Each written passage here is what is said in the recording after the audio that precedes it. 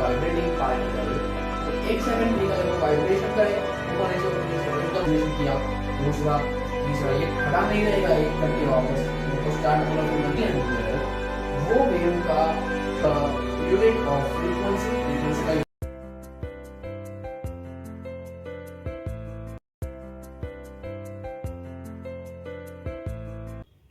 Hello friends, welcome to the sixth video of our chapter sound. Okay, so up to this video we had discussed lots of topics related to sound. Okay, sound related हमने बहुत सारे topics अभी तक देख लिए हैं और वो सारे topics almost we can say in general form. Okay, मतलब कि आप वो किसी को भी समझा सकते हो.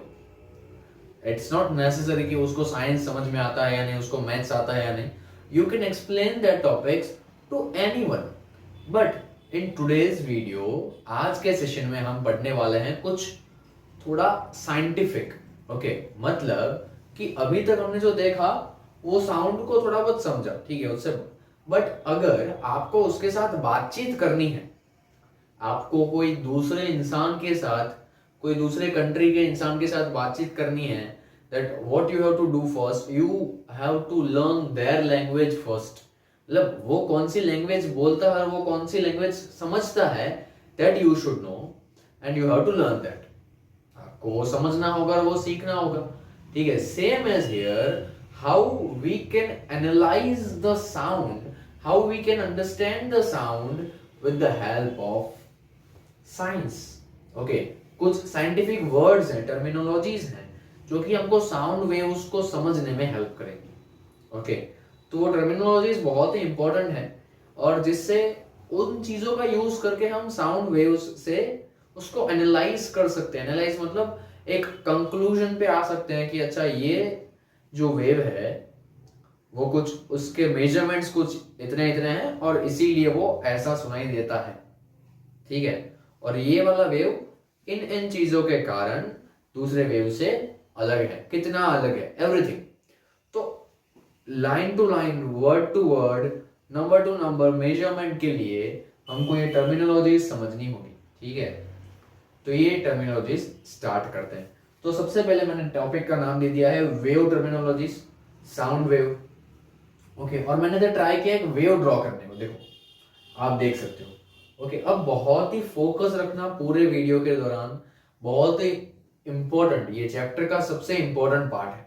बहुत ही ध्यान रखना इधर, ठीक है. और इसमें से ये टॉपिक में से वेव टर्मिनोलॉजीज और ये सारे मैंने इधर तो सिर्फ डेफिनेशंस लिखे हैं, बट एक्चुअली में इन पूरे टॉपिक में से बहुत सारे क्वेश्चंस बन सकते हैं और आपके एग्जाम में आ सकते हैं. तो आई होप आप फोकस रख के सुनेंगे और नोट्स भी बनाना है इसके, ठीक है. तो let's start without our time. First of all wave terminologies. तो सबसे पहले वेव को समझते हैं. और कौन सा वेव? साउंड वेव को समझते हैं. ओके, तो साउंड वेव का नेचर कैसा है? साउंड वेव जहां से प्रोड्यूस होता है वहां से वो आगे जाता है. तो हम इधर से स्टार्ट करते हैं. ध्यान से देखो, इसका ये ओरिजिन है. ओरिजिन मतलब वहां से वो शुरुआत होती है उसकी. तो ये शुरुआत हुई, ऊपर गया, नीचे गया, ऊपर गया, नीचे गया. अब आप एक चीज समझो, मैंने वेव कैसे ड्रॉ किया है. तो कोई भी ऑब्जेक्ट, कोई भी एक छोटा सा पार्टिकल अपनी जगह से ऊपर जाता है, नीचे जाता है, ऊपर जाता है, नीचे जाता है, और ये बहुत ही फास्ट होता है. तो हम उसको क्या कहते हैं? बहुत ही सिंपल वर्ड है जो कि हम लास्ट टाइम सीखे हैं, and that is called vibration. Okay, कोई भी पार्टिकल वाइब्रेशन करता है तो what it will do, it will go up and down in very fast manner. बहुत ही स्पीड में जाएगा, आप उसको देख नहीं पाओगे. बस वही वाइब्रेशन को मैंने इधर बहुत ही स्लो स्पीड करके उसका फोटो कैप्चर करके इधर ड्रॉ कर दिया. जो इधर पार्टिकल है वो पार्टिकल ऊपर जाता है, नीचे जाता है, ऊपर जाता है, नीचे आता है. उसका मेन पोजीशन कौन सा है जहां पे वो एक्चुअली में है? That is this. ये उसका मेन पोजीशन है. वो पार्टिकल का, मैटर का जो पार्टिकल होता है, जो वाइब्रेट करने वाला है, जिसके कारण साउंड प्रोड्यूस होगा, तो उसका मेन पोजीशन ये है. और वो वाइब्रेट कैसे करता है? इधर से मैक्सिमम वो इधर तक ऊपर जा सकता है, फिर वो वापस अपने मेन पोजीशन में आता है, फिर मैक्सिमम वो इधर तक नीचे जा सकता है, फिर वापस वो अपने मेन पोजीशन में आता है, ठीक है. तो ऐसा बहुत बार होता है and that is called vibration. बहुत सिंपल है, ये हमने वाइब्रेशन समझा। और अगर वो डिफरेंट टाइप्स के वेव में डिफरेंट होता है, कोई कोई वेव्स में पार्टिकल उसी जगह पे रह के वाइब्रेट करता है, कोई और टाइप का वेव हो, जैसे कि साउंड वेव है, तो साउंड वेव का नेचर है ट्रैवल करना, आगे बढ़ना। ओके, तो साउंड वेव का जो पार्टिकल होगा, ठीक है, साउंड वेव कैसे आगे बढ़ेगा कि वो धीरे धीरे जो भी मीडियम के अंदर फ्लो कर रहा है, तो उस मीडियम के पार्टिकल को ऊपर ले जाएगा, नीचे लाएगा, ऊपर ले जाएगा, नीचे लाएगा, और वैसे करते करते वो खुद आगे जाएगा। ओके, साउंड वेव खुद ट्रैवल करेगा। तो कुछ इस डायरेक्शन में साउंड वेव अपना ट्रैवल कर रहा है। ओके, धीरे धीरे आगे जा रहा है wave with the help of medium. वो एयर हो सकता है, लिक्विड हो सकता है, और सॉलिड हो सकता है। हमने इस साइड समझा था लास्ट टू लास्ट सेशन में, आई होप आपको याद होगा। ओके, तो ये कुछ एक वेव हो गया, मैंने साउंड वेव ही ड्रॉ किया है ताकि हम इजीली उसको समझ पाए। ओके, तो फर्स्ट ऑफ ऑल सबसे पहला डेफिनेशन, इधर डेफिनेशंस लिखे हुए हैं, डेफिनेशन पढ़ते जाएंगे और ये क्या लिखा हुआ है सारी चीजें वो समझते जाएंगे। ठीक है, तो डेफिनेशन क्या है?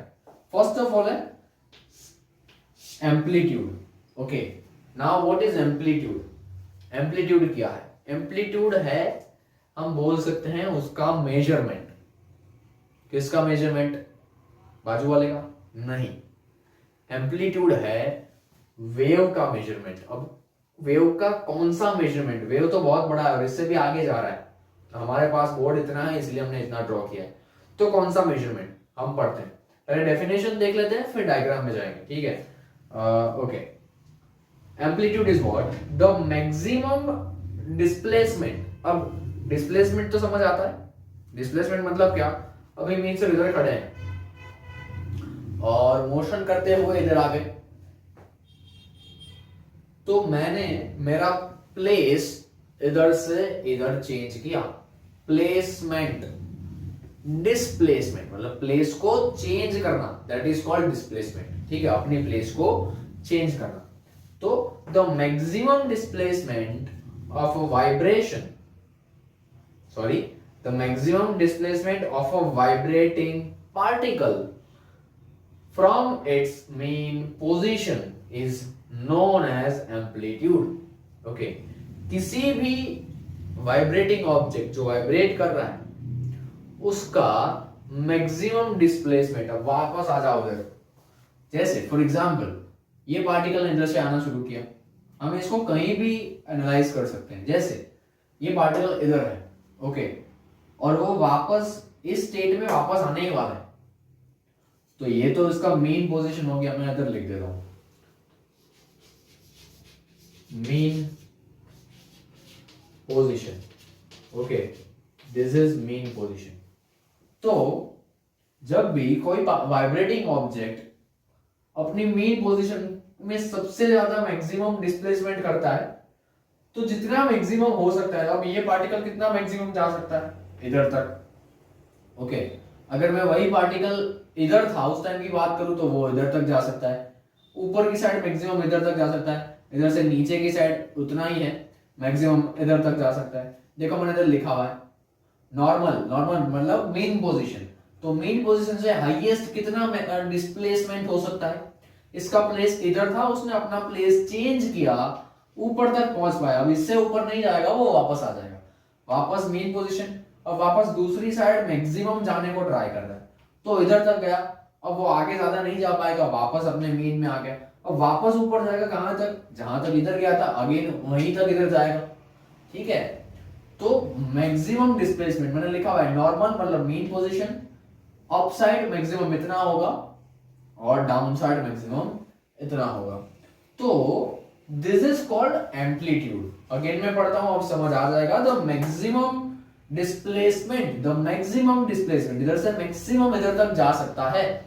The maximum displacement of a vibrating particle, of a vibrating particle from its mean position.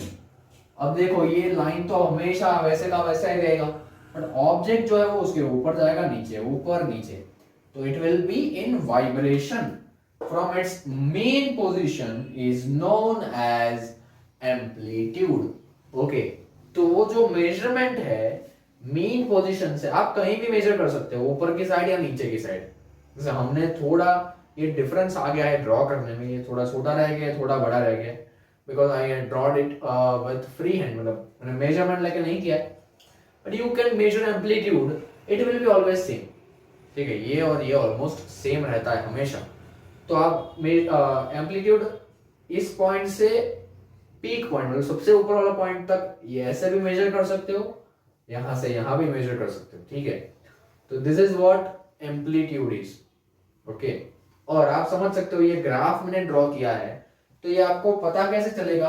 तो इधर हम लिखते हैं -1 -2, वैसे इधर 1 2 3, तो आपको पता चल जाएगा कि इधर से इधर मैंने मेजर किया। तो अब ये पॉइंट को मेरे को देखना है ग्राफ के एक्सिस पे, यहाँ पे क्या आ रहा है? 3 आ रहा है, तो amplitude will be 3, whatever the number is, but this is what amplitude। And आपको अब तो पता चल गया होगा that एम्पलीट्यूड का सिंबल कौन सा है? Capital A। Okay, amplitude is capital A। Okay, और जो भी क्वांटिटी इधर आपने रखी होगी उसका यूनिट इसमें आएगा। तो ये समझ लिया। अब आते हैं वेव लेंथ पे। पहले डेफिनेशन देख लेते हैं, फिर आगे। सो वेव लेंथ, तो मेरे को तो लगता है शुरुआत से लेके जहां तक जाएगा वेव तब तक का लेंथ। अब वो मेजर कैसे करना है पहले देख लेते हैं भाई। वेवलेंथ, ओके, वेवलेंथ इसका डेफिनेशन क्या है? It is the length of one complete wave. Okay, it is the length of one complete wave. और बस उधर तक का स्टेटमेंट है, बाकी का क्या लिखा है मैं अभी समझाता हूं। तो वन कंप्लीट वेव किसे बोलते हैं पहले तो ये समझना होगा, क्योंकि ये तो शुरू हुआ तो वो तो इनफाइनाइट तक जाएगा। ओके, तो वन कंप्लीट वेव का मतलब क्या है? तो जब भी कोई ऑब्जेक्ट या कोई वाइब्रेटिंग पार्टिकल या कोई भी ऑब्जेक्ट अपना मोशन, अपना ऑसिलेशन बोल सकते हैं, वाइब्रेशन शुरू करता है। इधर से उसने अपना वाइब्रेशन शुरू किया, ऊपर तक गया, वापस आया, नीचे तक गया, वापस आया। जब कोई वाइब्रेटिंग ऑब्जेक्ट अपना मोशन शुरू करता है एक जगह से, और वो मोशन कंप्लीट करके वापस आके वही टाइप का मोशन रिपीट करने का शुरू करता है, वहां तक का जो लेंथ है उसको वेवलेंथ बोलते हैं। जैसे ये जो पार्टिकल है उसने इधर से शुरू किया, इधर आया, वापस नीचे गया, इधर आया। अब इधर से देखो इतना जो है, इसके बाद तो same to same motion repeat होगा। अगेन इधर से, जैसे इधर से शुरू किया था, अगेन इधर से शुरू करेगा, वापस इधर आएगा, अगेन इधर से शुरू करेगा, वापस इधर आएगा। तो सेम एज कि जब कोई ऑब्जेक्ट अपने आप को रिपीट करता है, और रिपीटेशन में उसका जो भी कोई एक साइकिल होगा, पूरा एक cycle, that one wave cycle, okay, हम उसको ऑसिलेशन भी बोलते हैं। ओके, एक ऑसिलेशन कंप्लीट किया, दूसरा ऑसिलेशन कंप्लीट किया। ठीक है, जैसे आपको पता होगा वो क्लॉक आती थी पेंडुलम वाली। ओके, कुछ ऐसा था उसमें, उसका पेंडुलम कुछ ऐसा था, शायद आप 7th स्टैंडर्ड में पढ़ चुके हो, ऑसिलेशन मोशन। ओके, तो एक साइकिल किसे बोलते थे उसमें कि एक बार इधर गया, फिर वापस आया, फिर वापस आया, मतलब जहां से उसने शुरू किया था घूम के एक साइकिल कंप्लीट करके वहां पे वापस आ रहा है, और जो पहले किया था वही मोशन रिपीट करने वाला है, करना नहीं अभी। इधर से शुरू किया, ओ ए बी नाम देता हूं मैं, तो ओ ए बी ओ, वापस ओ पे आया और ओ पे आके ठहर रहा है, that means this is what one cycle is. Okay, और we can say this is one oscillation. तो वन ऑसिलेशन कहां से कहां मेजर कर सकते हो आप? यहां से लेके यहां तक, ये पूरा एक वन ऑसिलेशन हो सकता है। और दूसरी तरह से भी कर सकते हैं, जैसे अब ऊपर की साइड और नीचे की साइड। ठीक है, पॉजिटिव हाफ साइकिल, मैं इसको हाफ साइकिल बोल सकता हूं। ऊपर वाला है तो ये पूरा एक साइकिल है, तो ऊपर वाला हाफ होगा, नीचे वाला हाफ होगा। अब इसको पॉजिटिव बोलते हैं, इसको नेगेटिव बोलते हैं। तो positive half cycle and negative half cycle की बात करते हैं, तो उसमें पॉजिटिव हाफ साइकिल का पीक वैल्यू दिस इज ये, और अगेन दूसरा, मतलब एक पीक वैल्यू आया और वैसा का वैसा दूसरा जब आएगा तब एक साइकिल कंप्लीट होगा, ऐसा हम बोल सकते हैं। अगेन सेम कि भाई नेगेटिव हाफ साइकिल का पीक वैल्यू जहां से शुरू हो रहा है वैसा का वैसा ही फिर से आया तो सेम अगेन कि भाई अगेन एक साइकिल कंप्लीट हुआ। चलो आपको ऊपर से इधर अधूरे से शुरू नहीं करना है, आपको पहले से देखना है। तो this is one cycle, but यहाँ पे कंप्लीट होता है, यहाँ पे शुरू होता है। दिस इज वन साइकिल, मैंने लिखा हुआ है वन ऑसिलेशन। ओके, तो this is what one cycle और one oscillation is, and the length of this wave, the length of this wave is called wavelength, but you have to measure it from here to only here, आगे नहीं जाना है, ठीक है। It is the length of one complete wave, or we can say one complete oscillation, ठीक है, or we can say one complete cycle, and उसको क्या बोल सकते हैं, उसको बोल सकते हैं कि उसका सिंबल क्या है, तो उसका सिंबल है लैम्बडा, और ऐसे उसको डिनोट करते हैं, उल्टा y आप ड्रॉ करो, that is lambda, LAMBDA। Okay, wavelength का जो सिंबल है दैट इज कॉल्ड लैम्बडा। ये रहा, मैंने इधर भी किया है, इधर भी किया है। Okay, one oscillation is also that. तो वेवलेंथ समझ लिया, आगे जाते हैं। और मैं बता दूं आपको कि वेवलेंथ को मेजर किया जाता है मीटर के अंदर, ठीक है, वेवलेंथ को मीटर के अंदर मेजर किया जाता है। अब आगे जाते हैं time period. Now what is time period? बहुत ही सिंपल होगा ऑब्वियसली, बट साउंड वेव में क्या है time period, that we have to understand. So let's focus here. आपका ध्यान, आई होप इधर होगा, आपके हाथ में पेंसिल होगा, आप नोट्स भी बना रहे हैं, मेरे को पता है। Time period, time taken by a vibrating particle, time taken by a vibrating particle. Obviously vibrating particle तो आएगा ही, क्योंकि साउंड वेव है और उसके कारण ही साउंड वेव बन रहा है। तो time taken by vibrating particle, vibrating particle जो टाइम लेगा किस चीज में, to make one complete vibration और वन कंप्लीट वेवलेंथ और वन कंप्लीट ऑसिलेशन और वन कंप्लीट साइकिल, कुछ भी बोल सकते हो, ठीक है। तो time taken by a vibrating particle to make one complete vibration और one complete oscillation is called time period. मतलब ये हुआ कि टाइम पीरियड का मतलब साउंड वेव में क्या हुआ कि कोई भी वेव का टाइम पीरियड अगर मेरे को मेजर करना है, what I have to do, I just have to measure the time taken by a vibrating body to cover this much distance. यहां से उसने शुरू किया और यहां पे वो खत्म कर रहा है, तो उसको एक साइकिल खत्म करने में, या तो मैं बोल सकता हूं एक वाइब्रेशन खत्म करने में, या तो मैं बोल सकता हूं एक ऑसिलेशन खत्म करने में कितना टाइम लगा, that is called time period. बहुत सिंपल है, ठीक है, बहुत ही सिंपल है। क्या है? बहुत ही सिंपल है। क्या है? Time period, time taken by a vibrating particle to make one complete vibration, that is called time period. और ऑब्वियसली इसको किस में मेजर कर सकते हैं, इसका यूनिट क्या होगा? ऑब्वियसली क्या होगा? It will be in seconds. Time का यूनिट क्या है? सेकेंड है। चलो ये समझ लिया। बस इसमें ध्यान ये रखना है कि that this is all for one wavelength और वन ऑसिलेशन और वन वाइब्रेशन, ठीक है। चलो आगे पढ़ते हैं frequency. Now what is frequency?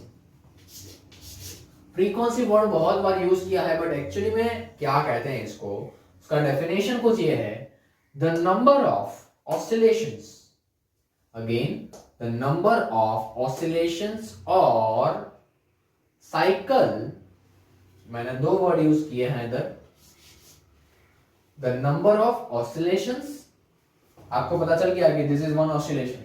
अगर किसी को ऑसिलेशन में नहीं साइकिल में मजा आ रहा है, दिस इज वन साइकिल, ठीक है। तो द नंबर ऑफ ऑसिलेशंस और cycles per second is known as frequency. समझाता हूं क्या है कि एक सेकेंड के अंदर जो ऑब्जेक्ट है आपका वाइब्रेटिंग पार्टिकल, वो एक सेकंड के अंदर कितने साइकिल कंप्लीट करता है, that number of cycle is known as frequency. Again मैं समझा रहा हूं, वापस आ जाओ कि आपका जो वाइब्रेटिंग पार्टिकल है वो वाइब्रेशन करेगा ऊपर नीचे एकदम फास्ट, ठीक है, टू एंड फ्रो मोशन और बैक एंड फोर्थ मोशन, ऐसा कोई वर्ड था। तो अब तो पता चल गया दिस इज वन ऑसिलेशन। तो तो एक सेकंड के अंदर ये एक ऑसिलेशन किया, दूसरा, तीसरा, ये खड़ा नहीं रहेगा एक करके वापस मेरे को स्टार्ट बोलो फिर मैं दूसरा शुरू करता हूँ, ऐसा नहीं, ऑब्वियसली वो तो आगे बढ़ता जाएगा।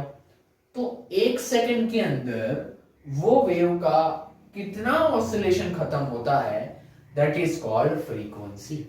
अगर वो वाइब्रेटिंग पार्टिकल एक सेकंड में सिर्फ एक ऑसिलेशन खत्म कर पाता है, ठीक है, that is the frequency is 1। Okay, उसकी फ्रीक्वेंसी कितनी होगी, 1 होगी। फ्रीक्वेंसी का सिंबल है स्मॉल f और उसको मेजर किया जाता है हर्ट्ज में। ओके, किसमें, हर्ट्ज में, HERTZ। मैं लिखता हूं कहीं पे, RTZ, hertz is the unit of frequency, frequency का यूनिट है। ओके, अगेन मैं समझा रहा हूं कि अगर एक सेकेंड में एक ऑसिलेशन खत्म किया है तो F इक्वल्स टू 1 हर्ट्ज होगा। ओके, सोचो एक सेकेंड में उसने 20 टाइम्स फ्रीक्वेंसी को चेंज किया, अरे सॉरी, ऑसिलेशंस कंप्लीट किए, कितने, 20 ऑसिलेशंस, मतलब वो 20 टाइम्स ऊपर गया होगा, 20 टाइम्स नीचे आया होगा। आप देखो ध्यान से इसको भी, कि अगर एक ऑसिलेशन एक सेकेंड में खत्म हो रहा है, इसका मतलब मैं ये समझ सकता हूं, उसका अगर फ्रीक्वेंसी किसी वेव का 1 हर्ट्ज है तो एक सेकंड में वो एक बार ऊपर गया होगा, एक बार नीचे गया होगा।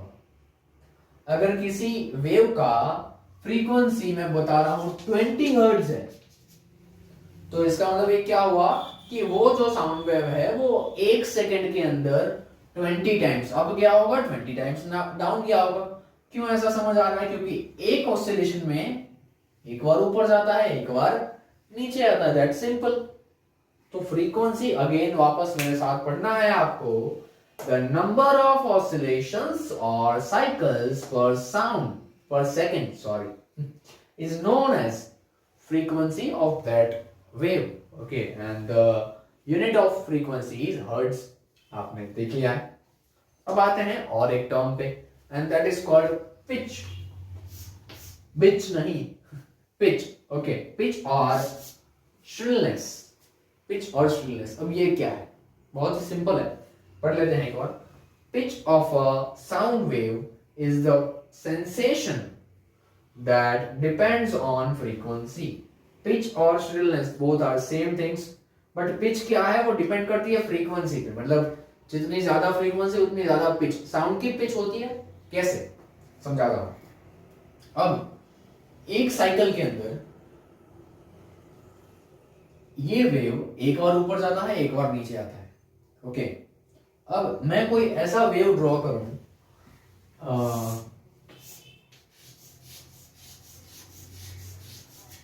ओके, कि वो,